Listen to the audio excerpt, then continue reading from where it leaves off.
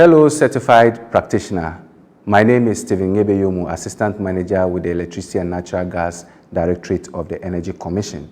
You are welcome to this short training video on how to complete installation details of wiring jobs you have just completed. As you are aware, the electrical wiring regulation requires details of all wired facilities to be captured and given to the person who requested the wiring installation job. The Energy Commission has developed a new computer application that can run on electronic tablets and mobile phones. The app is called Iccapp, Installation Completion Certificate App, which we have dubbed Iccapp. Iccapp will now be the medium by which you are expected to capture details of every electrical wire installation you have completed. Electricians will initiate the process on Iccapp and then select an inspector to verify compliance with the Ghana electrical wiring standards. The inspector is also expected to use Iccapp to capture all wired details. Iccapp is a paperless medium that gives you access to all details of your jobs. You can edit details of installations without wasting paper. Energy Commission can also have access to real-time data of all the wired jobs you have done. Thank you very much. Okay, so this is the login screen for the inspector. Once you are able to access the login screen, you will see a place for your phone number and then the password. Now you put in the phone number with which you registered at the commission and the password which you also use to log in or download the app. Once you do that, it will take you to the page where you can begin completing. So I'll do that right away. So I'll punch that in. I've selected my phone number and then straight away my password, and then click the login button, and then I wait. The page is now opened. On the page you see the home tab, you see the estimator tab. I'll talk about the estimator much later. But then you see the part that has the testing instrument. And as an inspector, it's expected that you log in all instruments that you use for your inspection and testing. So I'll go straight away and hit the testing instrument tab. Now the tab has been opened. Currently, there are two instruments that have been registered or that I have logged in onto my page. And it gives me another tab to add another instrument. So for instance, if I want to add a multimeter, I click on add instrument and then I complete it. I can complete it by selecting what it is. The instruments are here. I can select a multifunctional instrument, the type, and then I can put in a brand there. Let me call it brand X, Y, Z. I put in the model. Let me put the model maybe brand A, B, C. And then the serial number could be 1, 2, 3, 4. Now these details I'm putting are normally gotten from the instrument itself. So you need to know what the instrument is meant for, the brand, the model, and the serial number. And every instrument needs to be calibrated. Some of them yearly, some of them once every 2 years. So you have to input the date of the last calibration of the instrument. So I will select maybe 1st January 2025 as my last calibration date. Then I save it. When you click on save, you can continue to add as many instruments as it is. So I'll go back, I'll click on my home button, and then from the home button, it takes me back to my dashboard. You realize that there are two other tabs, pending and completed. Now the pending tab houses all facilities that I am yet to inspect and test. And then the completed task tab has the facilities that I have completed. I will select a pending job, one of the pending job. So I'll select Bedese Zakia. Bedese Zakia. I'll select that job. Now, when it opens, it's going to give me the information that the electrician has already inputted. So you can see the facility details, you can see the details related to the supply characteristics, the details related to the main switch, the details related to the particulars of installations, and all that the electrician has done. Now, I need to go through it and make sure that I understand the information that has been captured by the electrician. Then once I'm ready to begin the inspection, I click on the Conduct Inspection tab. I select it. Once I select it, it opens a new page for me. And straight away, the first thing I see there is the distribution board. And then I begin my inspection there. The first thing there is the reference. Now, the reference, we are going to assume the reference is for identification purposes. What this means is that you can go to a facility that has about or several distribution boards, maybe 3 or 4 distribution boards. You need to identify them. You can identify them as ground floor DB, first floor DB, second floor DB. You can label it as maybe lights DB, socket DB, depending on its purpose and where it's located, but it's for identification purposes. And we expect that you actually put a sticker on it with the right label, or you indicate or inscribe on the distribution board. So for this particular one, I'm going to name it ground floor DB. And then the next one is I'll look the number of phases that DB has. So this is not the number of phases for the meter. This is the number of phases the DB has. We have single phase and 3-phase. So I will select a 3-phase distribution board. And then how many ways? I will select a 4-way distribution board. Then the next item is the location of the DB. So if the DB is located in the corridor or at the veranda, in the porch, I indicate it. So I will indicate the corridor. So the next item is the earthing conductor size, the size of the earthing conductor. So what we normally recommend, unless it's for another installation, you go by the Ghana Electrical Wiring Standards. For most facilities, it is 16 millimeter squared. So I select 16 millimeter squared. Then the earthing resistance, I would have conducted my earth resistance tests, and whatever value I get, I will put in there. Take note that you don't just conduct one earthing resistance. You do it twice or 3 times and take the average value. So in this case, I assume that I have tested it 3 times and the average is 4 ohms. So I put in 4. The next item is the prospective fault current. This value is, you can either test or inquire from the distribution utility.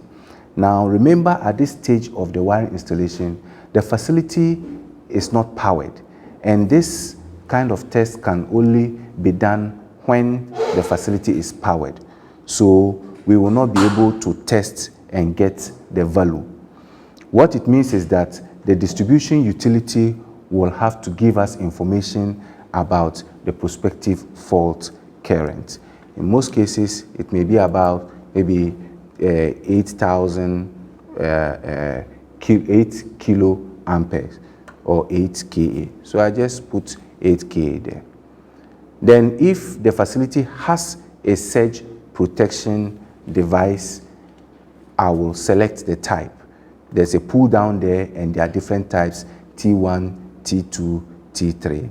So in this case, I can select a T1. There is a whole literature about the type of surge protectors that you should use. So you will have to, get training on what type of surge protector to use for your installation. For this one, I'm selecting T1. Now that brings me to the second part that talks about the main switch. Now on the main switch, it is expected that I write the standard with which the main switch has been designed. So in this case, on the main switch, it can be an IEC stroke EN. Let me just put in any value 1, 2, 3, 4, 5. But these figures are inscribed on the switch itself, either on the packaging or on the device itself. But mostly, we expect it to be on the device. So you take note of it and put in the right value. It's very important. And then the rating, if it is a 63 amps break switch, you put it there. Then you come to the next item, that is the distribution circuit overcurrent protective device. So that is like what we call more like an incomer of some sort. So you select the type. Is it an MCB? Is it an RCCB? Is it an RCB or whatever it is? So in this case, I select an MCB. And then the rating I choose a 63 amp rating. And then the standard also, I can put it IEC/EN 74563.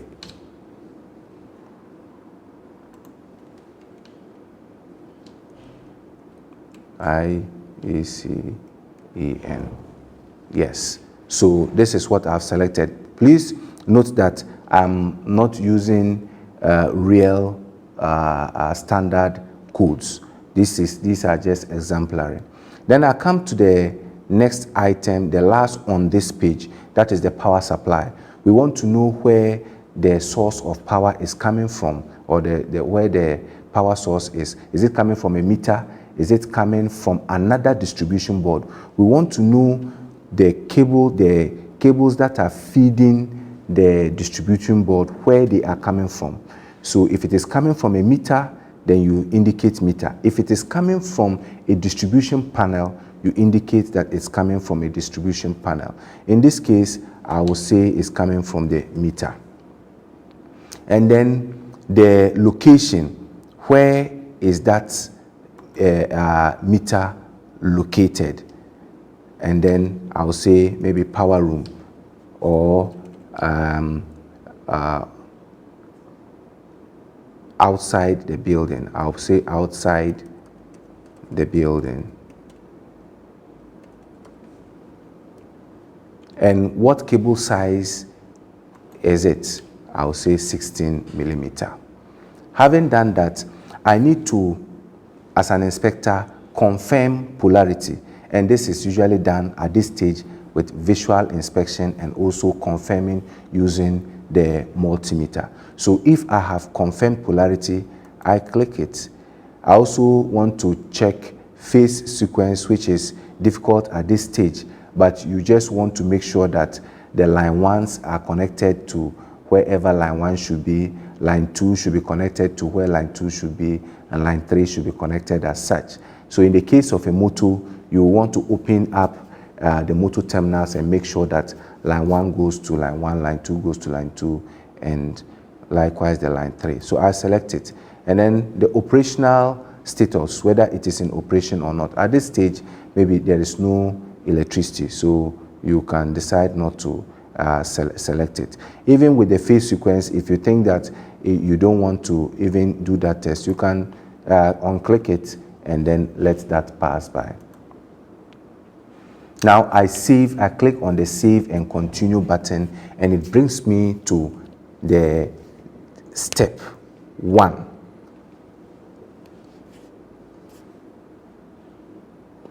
Now, it's now taking me into the distribution board. Now, in the distribution board, it's giving me the circuit numbers. So I have to number my circuits. And depending, you need to actually inscribe on the distribution board which circuit is this one, whether it's circuit 1, circuit 2, circuit 3, and that goes on. So for that one, I'm starting from my circuit 1, which is my lighting circuit. So I select circuit 1, and it's not a spare, so I won't click on the spare. And for my lighting circuits, there is a CPC, so I will not click on no CPC. So once there's CPC for the lighting circuit, I will not click it. Then the type of wiring, I select the pull down menu, and then there are different options there. Most of our conduit wiring is a thermoplastic cables in non-metallic conduit. So I will select that one. The reference method is also a criteria that is in the standard, and you will need to refer to that standard in order to input it. The standard is not here now, but if you have it, you input whether it is a reference G or reference H. Then the number of points that circuit serves. So for this lighting is serving about 8 lighting points. So I indicate 8 there. And then the size of the live conductor is 1.5 mm. The number of live conductors is 1. The number of CPC is 1. The number of live conductors, that's the neutral, live and neutral. And then the CPC is also, size of CPC is also 1.5. And then the description, I type in lighting. I type in hall lights. That is the description I have for this. Then the protective device for that circuit. What protective device is it? What is the code for that protective device? So IEC/EN34562, and then it's an MCB, and the type is a type C, and the rating is a 10 amp, and the breaking capacity is a 10 kA. And then the remarks here, I can choose to write any comment that I want in this case. I can decide to leave it blank or say the circuit is in good condition. Circuit in good condition. This is just any remark that you want to put in. Then I save. Once I save it, it's going to give me opportunity to complete the next one. So my next one will be for a circuit 2. It is not a spare, it has CPC. What is the type of wiring? I select thermoplastic in non-metallic. I come to the number of points served. It is a circuit 2, 4 circuits. What is the size of cable? 2.5 mm. How many live conductors? 2. Number of CPC? 1. And then the size of CPC is 2.5 mm. And I can call this bedroom sockets. And then I come to the protective device. I put in IEC, put in the code EN76582. These are, like I mentioned earlier, they are just codes that are standards that are on the device. So you get it from the device. It's an RCBO. I choose the type. I choose a type A, or I choose a type B RCBO. And then the residual is a 30 milliamp residual current, but the rating is 16 amp and the breaking capacity is 10 kA. and then I indicate it as what? Good condition. Then I save it. So you continue to do that. For the purpose of this video, I'm just going to